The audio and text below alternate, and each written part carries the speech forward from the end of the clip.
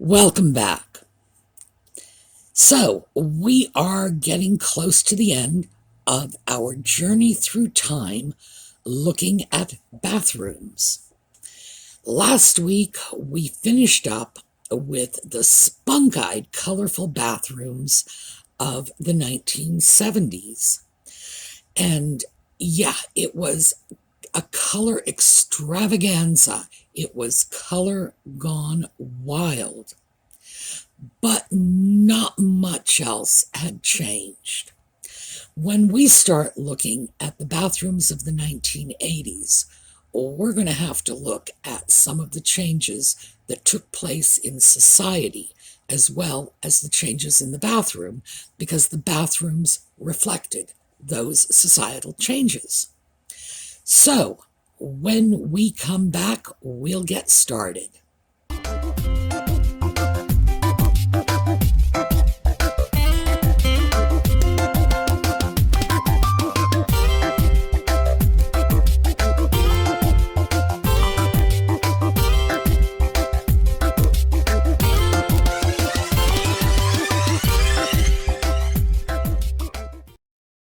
This is a typical bath shower combination from the 1980s. So let's start taking a look at this. First of all, you can see we have the same color palette we had with 1980s kitchens, from sort of pale through the ranges of almond and into brown. So this particular bathroom is in the middle. We're looking at white and almond. Now, notice the extensive use of glass block. That was a huge thing in the 1980s. Now, glass block had been around for a long time, but the indoor applications had been limited prior to the 1980s. In the 1980s, however, it became quite the thing in bathrooms. Windows were done with glass block, dividing walls were done with glass block. In fact, I read an article by a bathroom designer not too long ago who targeted glass block as the one truly ugly concept that came to us from the 80s. And he was bemoaning the fact that it was so difficult and so expensive to get rid of that very dated glass block look. It wasn't the only thing.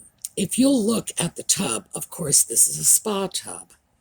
And in order to understand the spa tub, we have to crawl into our Wayback Machine and go to 1968.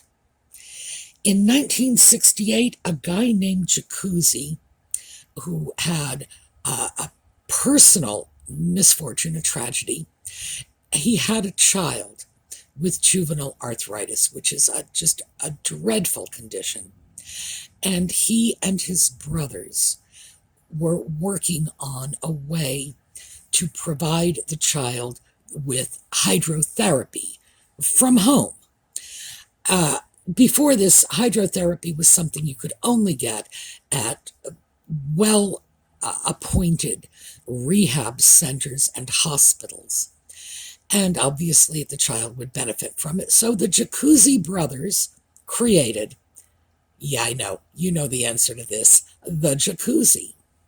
That was in 1968. So it took a while, first, for the Jacuzzi to become accepted as a product that was useful for things other than physical rehab, just a pleasure device as opposed to a medical device. And it took a while for manufacturing techniques and processes to improve to the point where this Jacuzzi bathtub, the whirlpool bath, was affordable enough to put in, well, I'm not going to go so far as to say your average home, but non-mansions. Most of these bathrooms we are going to be looking at with these big spa tubs are upper middle class homes. did require an amount of investment to get one of these fancy tubs, but it wasn't something that would cause you to carry a second mortgage. So, by the 1980s, the jacuzzi was ready for the bathroom, and the bathroom was ready for the jacuzzi. Because another thing happened, so we're just going to go 2 years back for this one. In 1978, in June, something very interesting happened. In the United States, the women in the workforce reached the 50% mark in June of 1978. And that meant after June of 78, we were looking at two-income families. By the way, it peaked out just before the pandemic. I believe it's 63% of women in the workforce. And it's obviously after the pandemic, it dropped, and we still have some catching up to do. With two people getting ready for work in the same bathroom every morning, bathrooms had to get bigger. Now, prior to this, when we would look at bathrooms in the 40s, 50s, 60s, 70s, well, keep in mind, we've already dealt with the fact that even as late as 1960, a very healthy percentage of U.S. homes did not have full plumbing. In other words, they didn't have a kitchen sink, a bathroom sink, a tub, a toilet, hot and cold running water. There would be something missing from that. So when we look at bathrooms in the 60s and 70s, for most people, that one bathroom was the only bathroom. Second bathrooms were very much a luxury until relatively modern times. Starting in about the 1970s, two bathrooms or 1.5 bathrooms started to become pretty much the norm. They were the norm in newly built housing, and they were a desirable selling feature in older homes. By the 1980s, two bathrooms were becoming a necessity. And a big part of that was the two-income family model, when you needed preparing space to get ready for work in the morning for two adults. Plus, you had children going off to school. So yes, we started looking at bathrooms in terms of more, bigger, better in the 80s. It's interesting to recall that, and you may remember this from the bathrooms when we looked at 1930s bathrooms. I mentioned that one of our viewers had written in to mention a book about bathrooms written in the 1930s that very optimistically predicted everyone would have their own bathroom one day. In the 1980s, we started to see that as a real possibility. So, definitely, we were finally catching up a little. Now, this bathroom that we've been looking at while I've been babbling on is only basically half a bathroom. This next one, this is what the other half of a bathroom like that would have looked like. Once again, we are dealing with that very subdued 1980s color palette. Pale, going through the beiges. In this case, we have white cabinetry. Oak cabinetry in the bathroom was a very big thing in the 80s, as it was in the kitchen. This bathroom also has recessed lighting, which is another thing that was a little atypical for the 80s. But this large countertop with two sinks, that was becoming a must in the bathroom, especially in the master bath, two sinks. And I really do not know what that dead animal on that little stool is, but geez, I would not want something like that in my bathroom. This is a smaller bathroom, but as you can see, even in a smaller, more economically attainable bathroom in a smaller home, we still have the separate shower and that big jacuzzi tub. Also, we have the same color scheme, that almond to beige to brown. And that's important. You're going to see a lot of that. That was sort of the standard for the 1980s bathroom in terms of color. This, oh my. Well, here we're going into a lot of beige and brown. The cabinetry is all wood. We have a dark countertop and we have dark wallpaper. The 1980s is probably the last decade in which wallpaper in the bathroom was a thing. That just fell out of fashion almost overnight. 1980s was the last hurrah for this.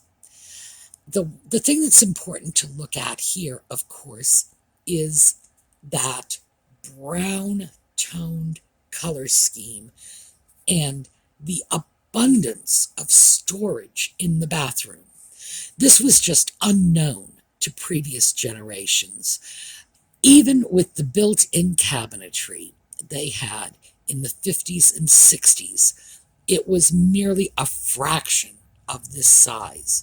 So all of a sudden, we are storing everything and its cousin Sam in the bathroom. This is interesting. We have more color in this bathroom than we have in most bathrooms. We also have a bit of a throwback because we have the wall-to-wall carpeting, which just really had fallen out of fashion at the end of the 70s, with good reason. I'm not wishing that back. But we have the color palette moving back to the beige and brown here. I particularly like this bathroom because it's almost like it bridges the gap from the 70s into the 80s. This one, oh my, once again, we have the wall-to-wall carpeting, we have wallpaper, and again, as I say, that is something that was falling out of fashion by the 80s. This bathroom has a blue and white color palette. Even with the color, it's still rather dull. And bathrooms in the 80s, gosh, it was like they prided themselves on how dull they were. Please note, in this bathroom, one thing I think is very clever is the little storage cabinets above the bath alcove. Ordinarily, that would be wasted space, and they found a way to use it. So, even though there's nothing about this bathroom I do like that. Another 1980s bathroom. Dark, the browns to beiges. It's just very, very monochromatic. But you can see some of the things that we've spoken about. The abundance of storage, the double sinks, the long countertops, something that was more useful for two people getting ready at the same time. Also, one of the things I've noticed when looking at these bathrooms and their long countertops is the abundance of plants and knickknacks and art objects they've got all over the countertops. And then I go into my bathroom and I look at the bottles of perfume and soap and hand lotion and whatever and think to myself, my goodness, when would I ever find my countertop empty enough to load it up with all of those little art objects? No, that's not how a real bathroom works. Now, this is a real bathroom, as you can see from the little before label at the bottom. This is a bathroom that was photographed prior to a renovation. Very 80s. And it's a small bathroom, appears to be the bathroom of an average home. We can only see part of it. But I want you to make note of the sink and countertop. It's difficult to see, but this is a formed stone product, and we will talk more about that later. Now, this is also like a real bathroom from a real home. It's not quite as elegant as those designer images, but we do have our giant whirlpool bath. We do have the two sinks. In this case, they're on different sides of the room, which probably makes getting ready a lot easier. And we have that sort of almond to beige to brown color palette.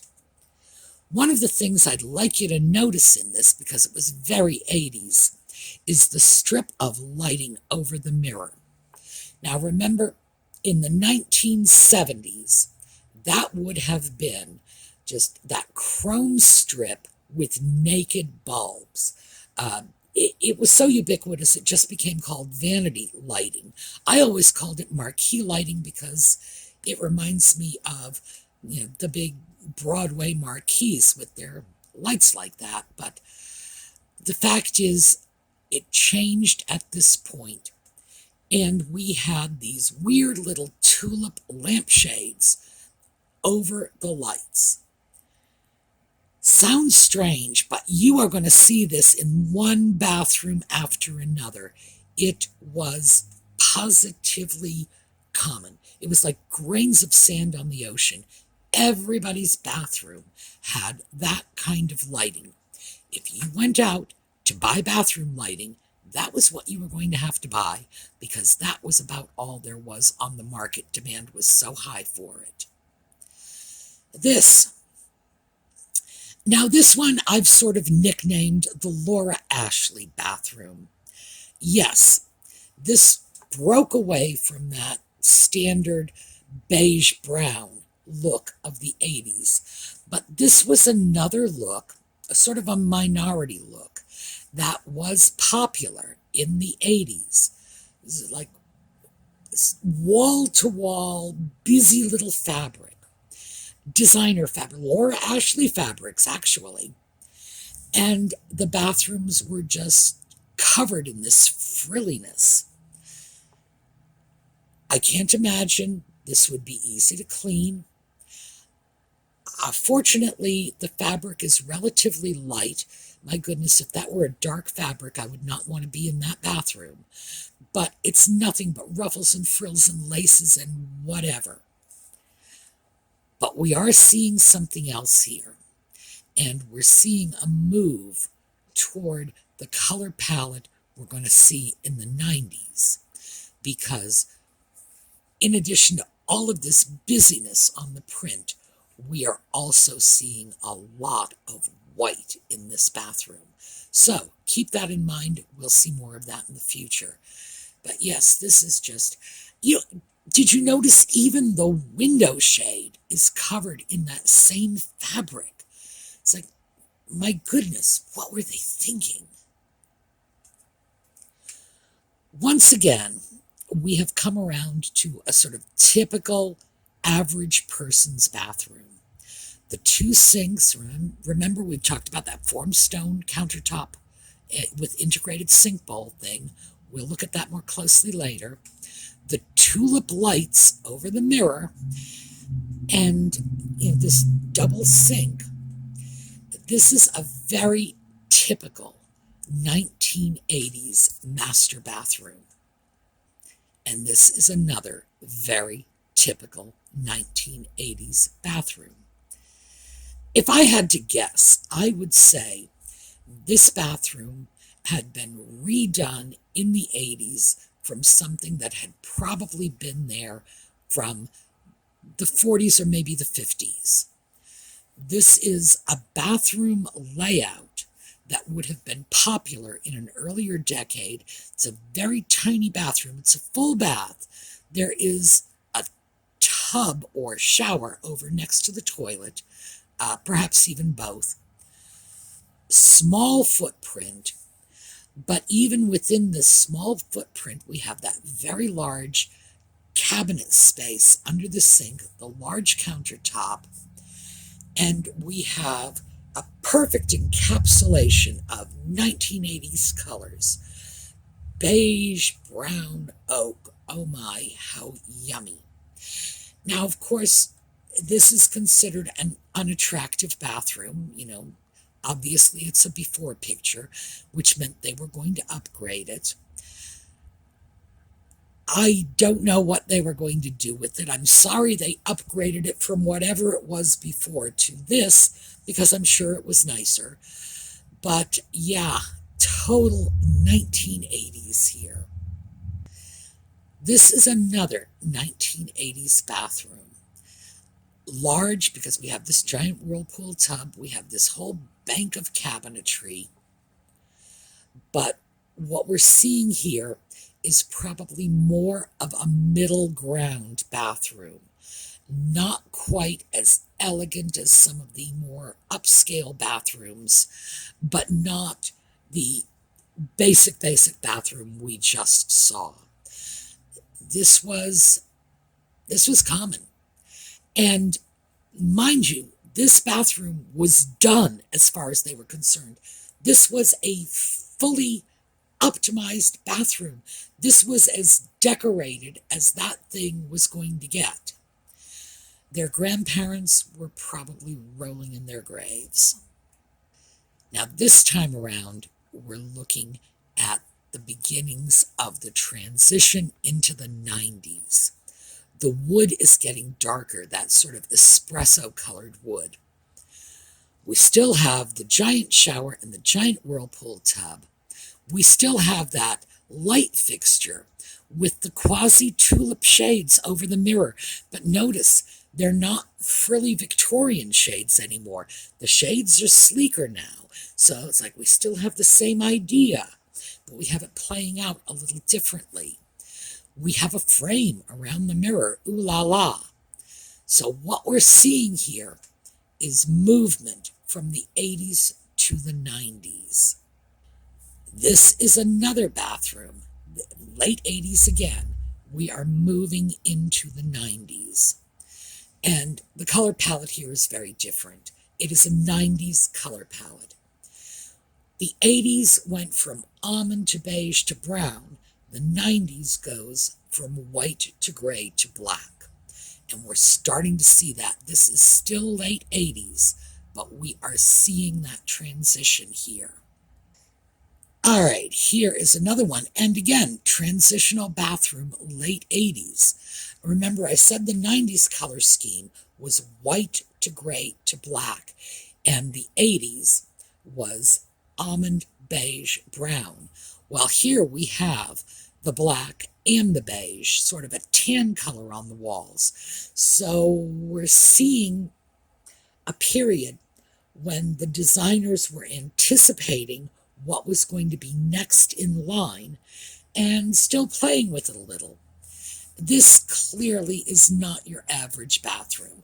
Our jacuzzi tub is this giant sunken thing in the middle of the floor, and you get up on steps to get into it. And there are a few other things here. Notice we have pedestal sinks.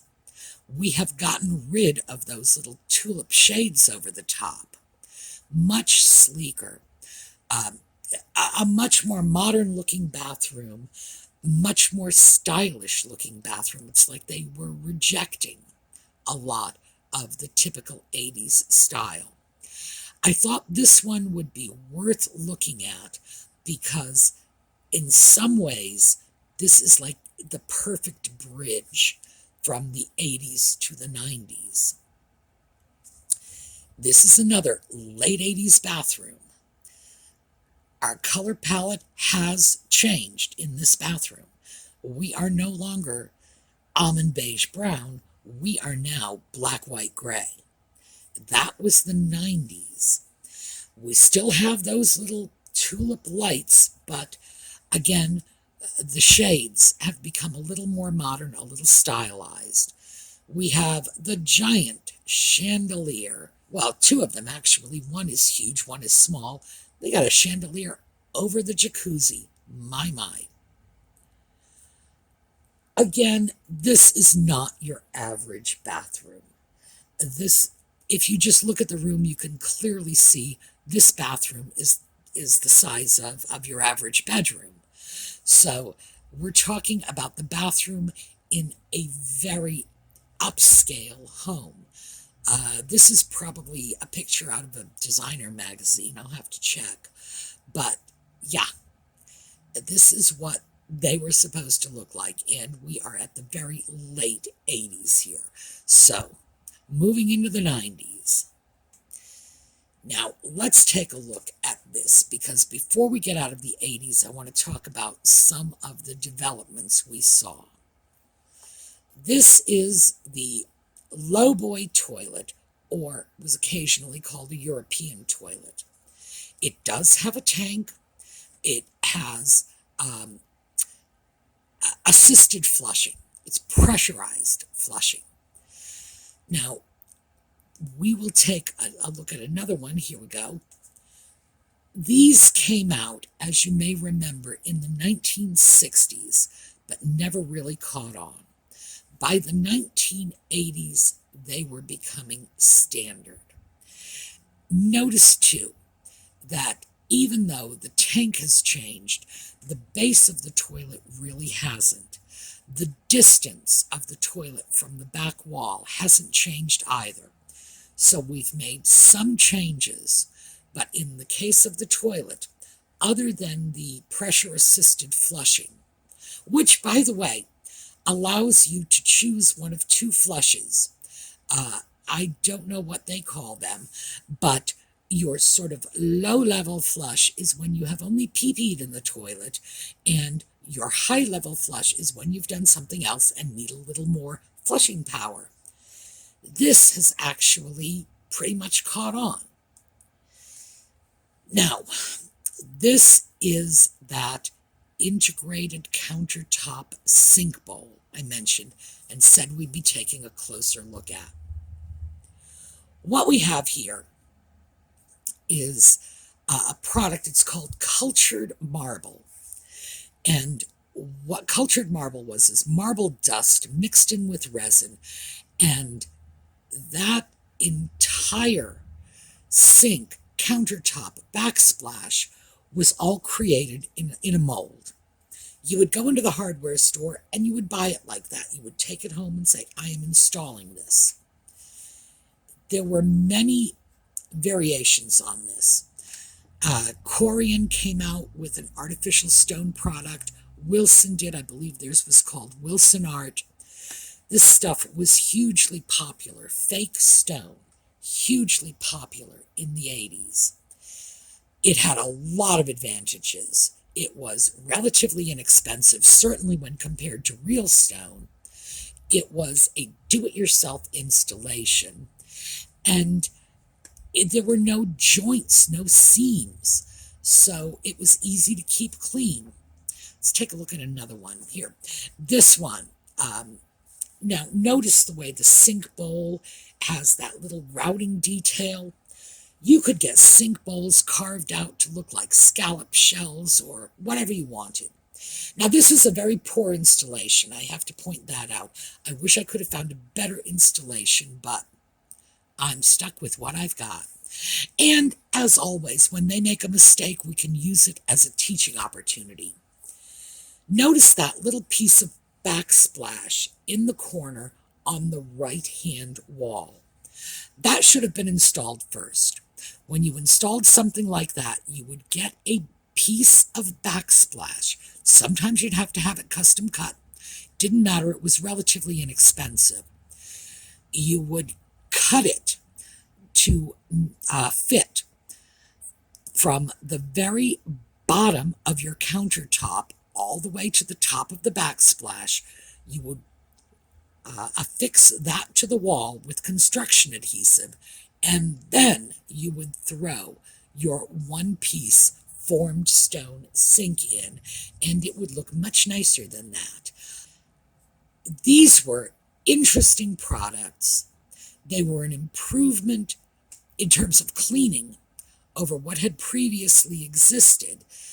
Because before then, if you'll recall, when we go back to the 70s, and mind you, this is just the 80s, go back to the 70s, early in the 70s, you would still see that little strip of metal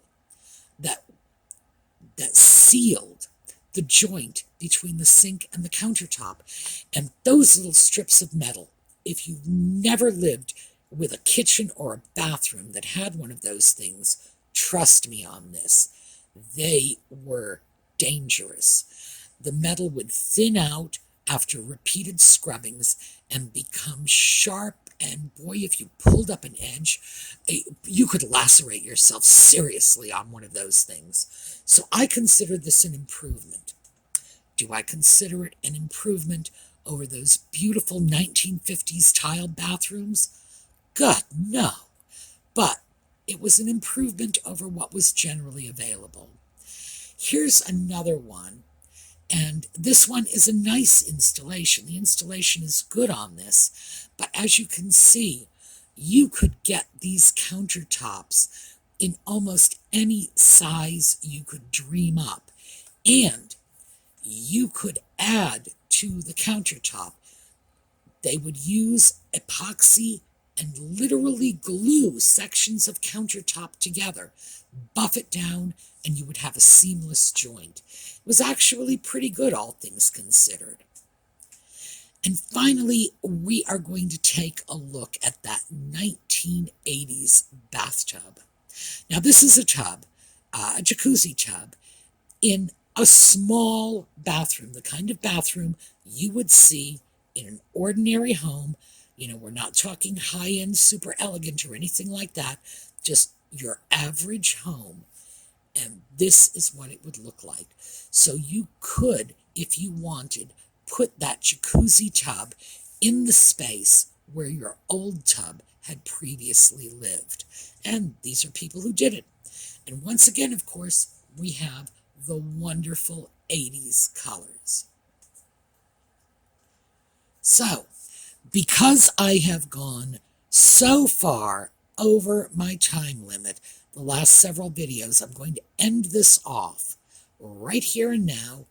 We will pick up tomorrow with, hopefully, we are going to do 1990s straight through present. I've got my fingers crossed. And our final episodes are just going to be my favorite bathrooms, the truly gorgeous bathrooms I found while preparing this series that I thought deserved their own little showcase. All right, so have a terrific day, everyone. I will see you tomorrow for the bathrooms of the 90s through 2020. And we're going to take a look at a little slideshow going out. So, take care of yourselves, stay safe. I'll see you all next time.